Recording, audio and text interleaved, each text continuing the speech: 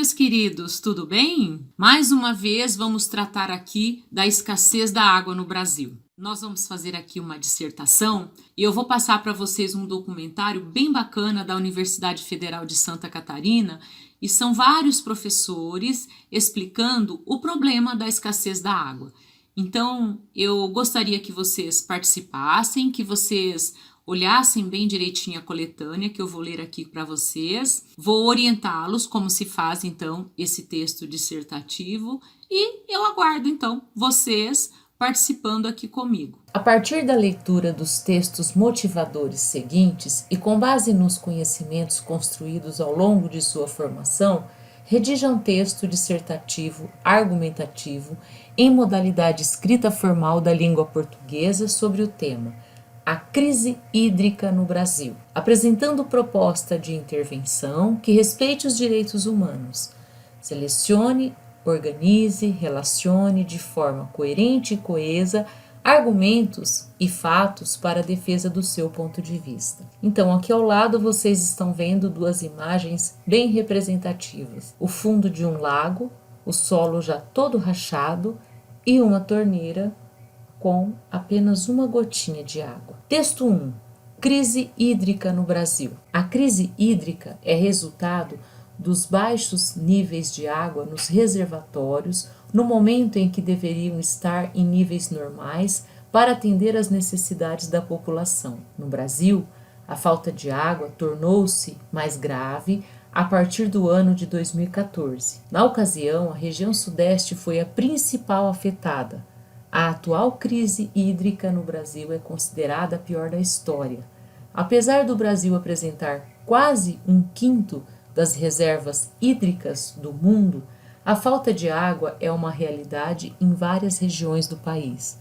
Alguns estudos indicam que os episódios de falta de recursos hídricos devem se repetir nos próximos anos. Além disso, a água não é igualmente distribuída no território brasileiro. Por exemplo, a região norte concentra a maior parte das reservas hídricas do país, ao mesmo tempo é a região com menor densidade demográfica. No sudeste e nordeste, onde está concentrada a maior parte da população e atividades industriais, existem poucas reservas hídricas. Texto 2. A crise hídrica brasileira e a falta de planejamento. Se o Brasil tem quase 1/5 das reservas hídricas do mundo, por que as notícias sobre falta de água se tornaram tão comuns em todo o país nos últimos anos? Há muitas respostas para a pergunta, passando pela diferença na maneira como a água se distribui geograficamente e a degradação das áreas em volta das bacias hidrográficas, até mudanças climáticas e infraestrutura de abastecimento deficiente. Para aumentar a complexidade do tema, os setores que mais contribuem para a economia são também os mais dependentes. Por exemplo, 62% da energia do Brasil é gerada em usinas hidrelétricas. A água também é essencial na agricultura. Segundo a Agência Nacional de Águas, a irrigação usa 72% dos recursos hídricos disponíveis para consumo. Tamanha dependência significa que, em tempos de crise, como a vivida por São Paulo em 2014 e 2015, a produtividade de diversos setores econômicos pode ser ameaçada. Esses e outros temas são discutidos no novo diagnóstico sistemático do país, que mostra como os recursos naturais podem contribuir para o desenvolvimento econômico do país. Em São Paulo, por alguns meses, não ficou claro se as indústrias como a de alumínio, grande consumidora de água, poderiam continuar produzindo no ritmo anterior à crise hídrica, lembra Gregor Wolf, líder do Programa de Desenvolvimento Sustentável do Banco Mundial do Brasil. O estudo inclui alguns pontos importantes sobre a forma como o Brasil vem gerenciando seus recursos hídricos e, embora não aponte soluções, discute os principais obstáculos que devem ser enfrentados a fim de estabelecer um modelo sustentável e inclusivo. água, florestas e cidades. Diante das provas científicas cada vez mais fortes na conexão entre desmatamento, degradação das florestas e mudanças nos padrões de chuva em todo o Brasil, o documento adverte: crises hídricas como a de São Paulo podem se repetir ao longo das próximas 4 décadas, afetando o abastecimento de água, a produção agrícola e a geração de energia, entre outras atividades. O estudo também destaca a redução do desmatamento na Amazônia, 82%, e a criação de regulamentações como o Código Florestal, que ajuda a proteger os recursos naturais de terrenos rurais. Trata-se de conquistas recentes depois de décadas de devastação, e é necessário controle constante para que não se percam. O Brasil é o segundo maior exportador de alimentos do mundo. No país em que a agricultura e o agronegócio respondem por 8,4% do PIB, a área de terras irrigadas aumentou em ritmo acelerado na última década, e tudo indica que o consumo hídrico deve seguir crescendo. Atualmente, menos de 20% das terras irrigáveis têm acesso à irrigação. Já na área de geração de energia, mesmo com a diversificação das fontes previstas para as próximas 2 décadas, as usinas hidrelétricas continuarão entregando 57% da eletricidade usada no Brasil. A indústria ainda é uma das principais causadoras da degradação ambiental no Brasil. Segundo o SCD, pesquisadores encontram efluentes industriais, incluindo metais pesados e hidrocarbonetos, nos cursos d'água de diversas regiões metropolitanas. Tais poluentes são descarregados sem qualquer tratamento prévio. Em cidades como São Paulo e Recife, isso significa que os rios circundantes não são mais seguros para fornecimento de água potável, forçando as cidades a obter água de poços ou bacias cada vez mais distantes. O crescimento de novos complexos industriais, particularmente no Nordeste, também pode resultar em impactos ambientais de longo prazo, como poluição e competição por recursos naturais, principalmente água. Entre os 40% mais pobres do país, o percentual de domicílios com vaso sanitário ligado à rede de esgoto aumentou 33% em 2004 para 43% em 2013. No entanto, o acesso ainda é menor do que entre os mais ricos. Outra diferença marcante é que existe nas coberturas nacionais de água 82,5%, esgoto 48,6% e tratamento real do esgoto 39%. A falta de tratamento de esgoto faz com que os poluentes sejam jogados diretamente na água ou processados em tanques sépticos desregulados, com graves consequências na qualidade dos recursos hídricos, assim como no bem-estar da população. O que é preciso melhorar? Muitas empresas de abastecimento ainda sofrem com grandes perdas de água, 37% em média, excesso de pessoal e custos operacionais elevados. O financiamento do setor é baseado em tarifas e subsídios cruzados, como uma estrutura tarifária ultrapassada, incapaz de gerar serviços mais eficientes e sustentáveis. Resultado: elas não têm capital suficiente para aumentar a cobertura e tornar a infraestrutura mais resistente a eventos climáticos extremos, como secas e inundações. O estudo acrescenta que a qualidade de vida dos brasileiros mais pobres está fortemente relacionada com a gestão da água e de outros recursos naturais e, portanto, as políticas de preservação são cada vez mais necessárias. Texto 3. Por que a água e os investimentos nunca chegam até aqui? Tem os dutos da corrupção e da indústria da seca, desviando tudo. Então, se a gente observar essas duas imagens, elas complementam exatamente o texto que a gente acabou de ler, pessoal. A distribuição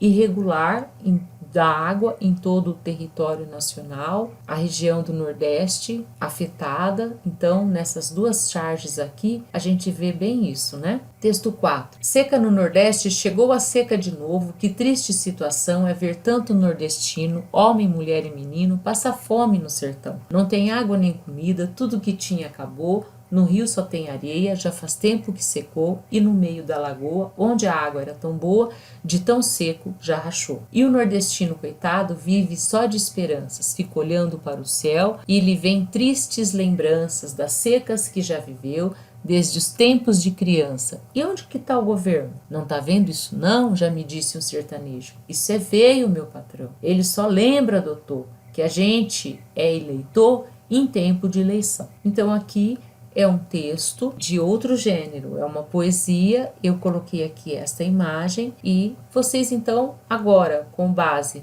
nesses 4 textos e no vídeo que eu vou passar agora, anotem e vamos reservar aqui alguns registros para a nossa redação. Vamos ver o vídeo então, pessoal?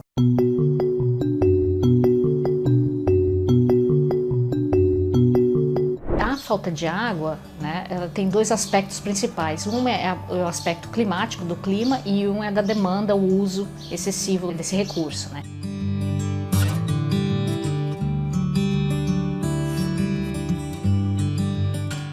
Em termos de clima, normalmente o que ocorre é que, lógico, se você tem um ano que é seco, que não tem muita chuva, você não vai ter bastante água ou água suficiente disponível, né?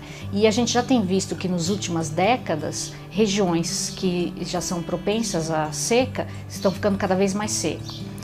E um aspecto que as pessoas não percebem é o oposto também. Em regiões úmidas que chove, as chuvas têm sido torrenciais em pequenos espaços de tempo. Então a estação de estiagem aumentou e quando chove, chove intensamente. A água vem torrencial, ela vai para o rio e vai para o oceano.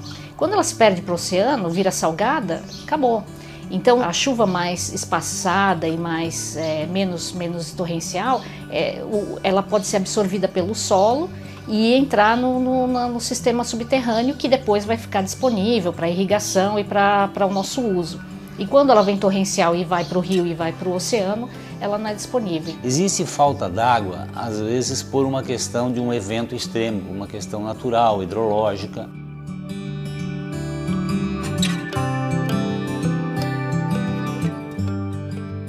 O outro lado, ocorrem faltas de água por alguma deficiência no sistema de abastecimento de água. E muitas vezes o crescimento das populações, o crescimento da demanda, eles sofrem um ritmo mais acelerado do que se consegue implantar, do que se consegue repor essas faltas. Evidentemente que as perdas contribuem bastante nesse aspecto, né? Nós temos um índice de perdas bastante importante. Sem dúvida, uma das medidas que poderia contribuir para atenuar esse problema seria a redução de perdas, né? A responsabilidade de quem? Da prestadora de serviço, investir nesse segmento. Como a sociedade, a gente mudou basicamente 2/3 da superfície terrestre, desconsiderando a parte de gelo, a gente mudou o uso da terra e a ocupação da terra.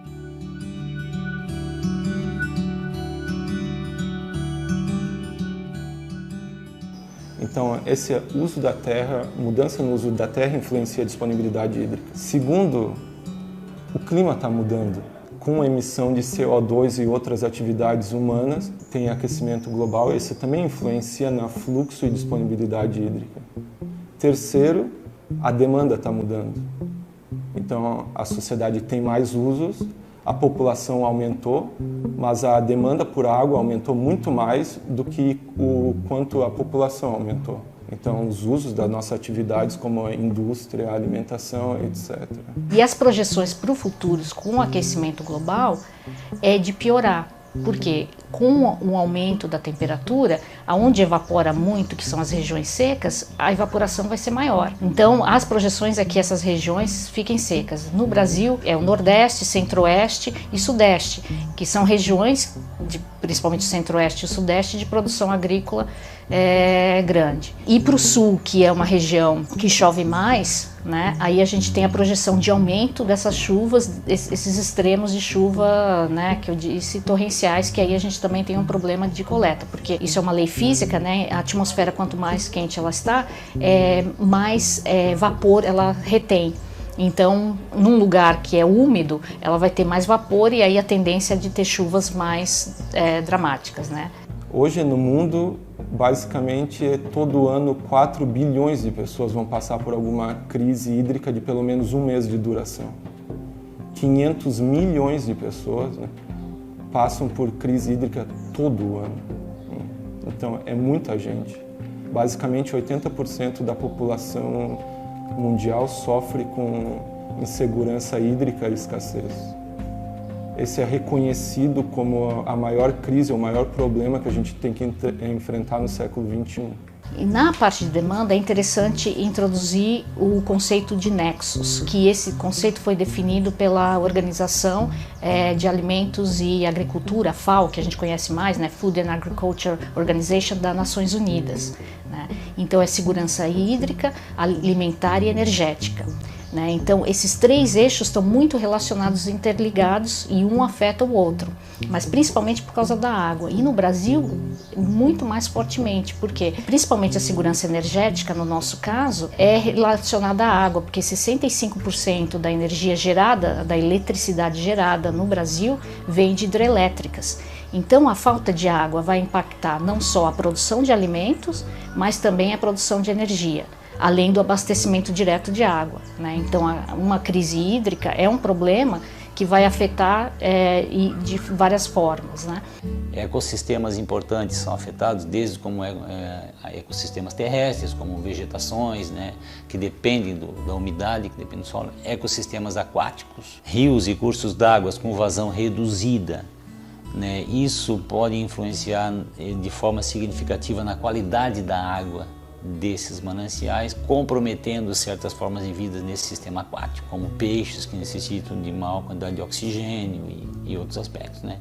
Além disso, essa diminuição de vazão nos cursos d'água, ela, considerando que a nossa triste realidade é que nós temos ainda nos cursos d'água lançamento de esgoto, aqui no Brasil, né, particularmente, e isso acaba aumentando a concentração desses nutrientes e dessa poluição nesses cursos d'água, né?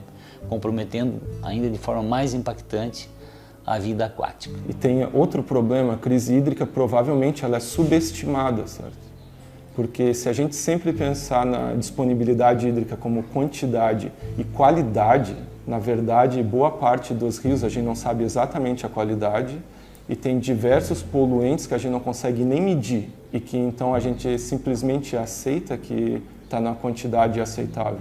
Mas pode ser, né, que tenha muito fármaco agrotóxico em água que a gente está usando, que a gente não deveria usar. No Brasil, quando a gente tem um ano seco numa região, então você não tem água, você não tem abastecimento direto. Geralmente, as regiões de periferia das grandes cidades são as que sofrem mais, né? Ou regiões que não têm água encanada. A energia vai ficar mais cara, o alimento vai ficar mais caro, então todo mundo perde, mas principalmente as faixas mais pobres da população que não tem esse dinheiro extra. Crise hídrica não é algo na escala local, ela é desde a escala local até a escala global e a gente tem que entender bem isso, certo? Se a gente só pensar em crise hídrica como escala local, inclusive na lei brasileira 9433 de 97, que é a lei de recursos hídricos, fala que o planejamento de recursos hídricos tem que ser feito em escala de bacia, o que é ótimo. Toda a circulação de massa, nutrientes e energia vai acontecer ali, na bacia. Mas a questão é, se a gente pensar só sobre a bacia, a gente vai resolver sempre o problema de demanda e pode criar infraestrutura para uma bacia. Mas a disponibilidade hídrica vem de quanta água chove, quanta água é armazenada na bacia e quanta água é transportada na bacia. Só a quantidade de água que chove em determinado lugar, ela é conectada com o padrão atmosférico e com padrões de circulação do oceano. Então a gente tem que considerar a escala de teleconexão entre oceano, atmosfera, terra ou continente. Diminuir desmatamento ajuda de duas formas. Uma, porque a parte de floresta nativa perto de mananciais protege o recurso hídrico. E de outra forma, porque essas mudanças climáticas que a gente vê, muito relacionada à emissão de gás carbônico, e no nosso caso do Brasil, essa emissão vem do desmatamento. Então, se você diminuir o desmatamento, você ataca o problema de duas formas, né? A gente está na costa, a gente pode tirar tanta água do aquífero costeiro que pode acontecer salinização.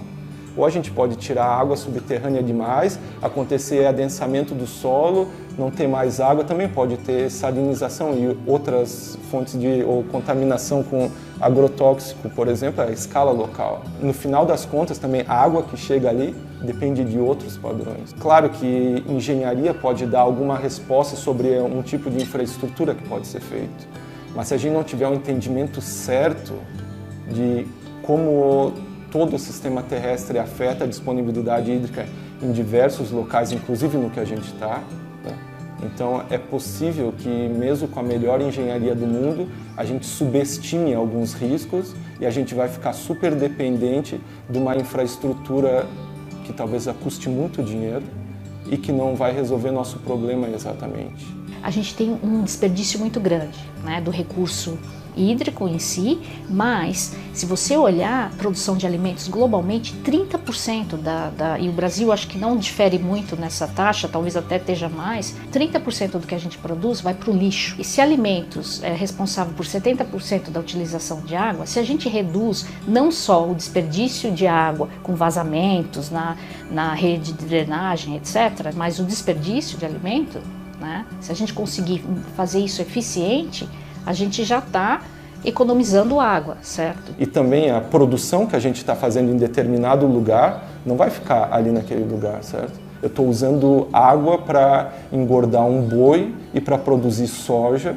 Essa soja vai ser exportada para outro lugar. Esse boi vai ser exportado para outro lugar. Então a gente também está exportando água virtual através de alimentos e produtos beneficiados com a água, certo? Então a resposta da crise hídrica, uma parte é local, né? Mas a outra parte a gente tem que usar melhor ciência possível e o melhor entendimento da natureza possível para atacar de maneira eficiente esse problema. Agora, onde é o lugar que é mais produzido ciência do mundo ou em todo o mundo? São nas universidades. Eu acho que se a gente quer enfrentar qualquer crise que seja, a gente deve aumentar o conhecimento. Temos que tirar uma lição dessa situação, do que a gente está passando, né? Essas questões elas têm se tornado cada vez mais frequentes, a gente tem observado, né? Isso de maneira aqui, mas de maneira também global, esses eventos climáticos extremos, né? Têm sido registrados nos últimos anos com bastante frequência e isso afeta, né? Principalmente o abastecimento das populações. Então eu acho que nós devemos aprender com essa situação e se planejar para evitar isso futuramente.